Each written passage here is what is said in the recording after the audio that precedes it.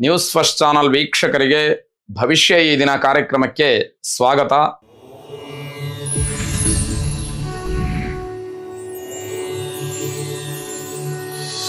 ಮೊದಲು ಮೇಷರಾಶಿ. ನಿಮ್ಮ ಕಾರ್ಯಕ್ಷೇತ್ರದಲ್ಲಿ ಗುರಿ ಸಾಧನೆಯನ್ನ ಮಾಡುವುದರ ಮುಖಾಂತರ ಮನಸ್ಸಿಗೆ ಸಮಾಧಾನವಾಗುತ್ತೆ. ಹಾಗಾಗಿ ನಿಮ್ಮ ಕೆಲಸದ ಬಗ್ಗೆ, ನಿಮ್ಮ ಜವಾಬ್ದಾರಿಯ ಬಗ್ಗೆ, ಕರ್ತವ್ಯದ ಬಗ್ಗೆ ನಿಷ್ಠೆ ಇದೆ ಅನ್ನುವಂಥದ್ದು ಸ್ಪಷ್ಟವಾಗುತ್ತೆ. ಅದು ನಿಮಗೆ ಆತ್ಮತೃಪ್ತಿಯನ್ನ, ಆತ್ಮ ಸಂತೋಷವನ್ನ ತಂದು ಕೊಡ್ತಕ್ಕಂಥದ್ದಾಗತ್ತೆ. ವ್ಯಾಪಾರ ವ್ಯವಹಾರಾದಿಗಳಲ್ಲಿ ಆರ್ಥಿಕವಾದಂತಹ ಲಾಭ ನಿಮ್ದಾಗುವಂಥದ್ದು. ಹೀಗೆ ವ್ಯಾವಹಾರಿಕವಾದಂತಹ ಲಾಭ ಆದಾಗ ಮನಸ್ಸಿಗೆ ಸಮಾಧಾನ ಸಿಕ್ಕುವಂಥದ್ದು ಸಹಜ. ಇನ್ನಷ್ಟು ಮತ್ತಷ್ಟು ಕೆಲಸಗಳನ್ನ ಮಾಡಬೇಕು ಅಂತಕ್ಕಂತಹ ಆಸಕ್ತಿ ಇಮ್ಮಡಿಯಾಗ್ತಕ್ಕಂತಹದ್ದು ಸಹಜ. ಈ ಪ್ರಯತ್ನದಲ್ಲಿ ನೀವಿದ್ದಾಗ ಜೀವನದಲ್ಲಿ ವ್ಯಾವಹಾರಿಕವಾದಂತಹ ಒಂದು ಅಭ್ಯುದಯ ನಿಮ್ಮ ಪಾಲಿಗೆ ಇರತಕ್ಕಂತಹದ್ದು. ಎಲ್ಲಾ ಕೆಲಸಗಳಲ್ಲಿ ತುಂಬಾ ಉತ್ಸಾಹವನ್ನ ತೋರಿಸ್ತೀರಿ. ಬಿಡುವಿಲ್ಲದೆ ಇರತಕ್ಕಂತಹ ಕಾರ್ಯಗೌರವ ನಿಮ್ಮದಾಗ್ತಕ್ಕಂತಹದ್ದು. ಹಿರಿಯರು ಮತ್ತು ಸಹೋದರರು ವೈಮನಸ್ಯದಿಂದ ನಿಮ್ಮನ್ನ ದೂರ ಮಾಡ್ತಕ್ಕಂಥದ್ದಾಗತ್ತೆ. ಯಾವುದೋ ವಿಚಾರಗಳಿಗೆ ಭಿನ್ನಾಭಿಪ್ರಾಯಗಳು ಬರುತ್ತೆ.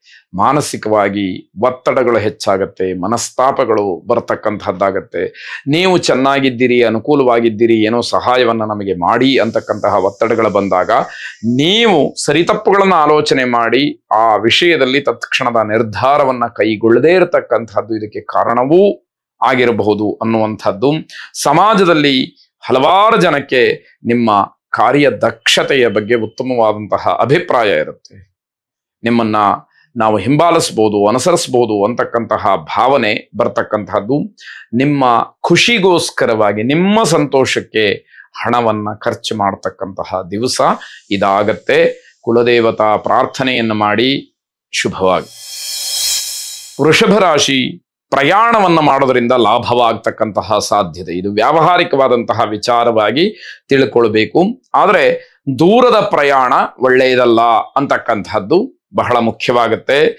ಸಹೋದ್ಯೋಗಿಗಳ ಜೊತೆಯಲ್ಲಿ ಸೌಹಾರ್ದಯುತವಾದಂತಹ ವಾತಾವರಣವನ್ನ ಇಟ್ಕೊಳ್ಳಿ. ಯಾವುದೇ ಕಾರಣಕ್ಕೂ ಕೂಡ ವ್ಯಾವಹಾರಿಕವಾಗಿ ಅಥವಾ ವೈಯಕ್ತಿಕವಾಗಿ ಆಗಲಿ ಜಗಳವನ್ನ ಮಾಡ್ಕೊಳ್ತಕ್ಕಂಥದ್ದು, ಒರಟು ಮಾತಿನಿಂದ ಅವರನ್ನ ಘಾಸಿಗೊಳ್ತಕ್ಕಂಥದ್ದು ಖಂಡಿತವಾಗಿ ಬೇಡ. ನಿಮ್ಮ ತತ್ವ ಸಿದ್ಧಾಂತಗಳಿಂದ ಬೇರೆಯವರು ಪ್ರಭಾವಿತರಾಗಬಹುದು. ನೀವು ಆಡ್ತಕ್ಕಂತಹ ಮಾತು, ತಿಳಿಸ್ತಕ್ಕಂತಹ ವಿಷಯ ಇದೆಲ್ಲವೂ ಕೂಡ ಗಣನೆಗೆ ಬರುವಂಥದ್ದಾಗತ್ತೆ. ವ್ಯವಹಾರದಲ್ಲಿ ಅತಿ ದೊಡ್ಡದಾದಂತಹ ಬದಲಾವಣೆಯನ್ನ ನೀವು ನೋಡ್ಲಿಕ್ಕೆ ಅವಕಾಶ ಇದೆ.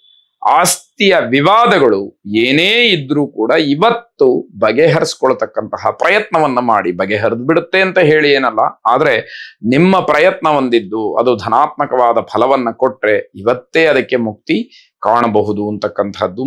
ಕೃತ್ತಿಕಾ ನಕ್ಷತ್ರದಲ್ಲಿ ಜನಿಸಿದಂತಹ ಹೆಣ್ಣು ಮಕ್ಕಳು ವೃಷಭ ರಾಶಿಯವರು ಅಗ್ನಿಯಿಂದ ತೊಂದರೆಗೆ ಒಳಗಾಗ್ತೀರಿ. ಇದು ಸೂಕ್ಷ್ಮ ಇದೆ, ಇದನ್ನ ಗಮನಿಸ್ಕೊಳ್ಬೇಕು. ಸಾಧ್ಯತೆಗಳು ಹೆಚ್ಚಾಗಿ ಇರೋದ್ರಿಂದ, ಆ ಸೂಚನೆಗಳಿರೋದ್ರಿಂದ ಜಾಗ್ರತೆಯನ್ನ ವಹಿಸಬೇಕಾಗತ್ತೆ. ಜಾತವೇದಾಗ್ನಿ ಎಂಬತಕ್ಕಂತಹ ದೇವತೆಯನ್ನ ಪ್ರಾರ್ಥನೆ ಮಾಡಿ ಶುಭವಾಗಿ.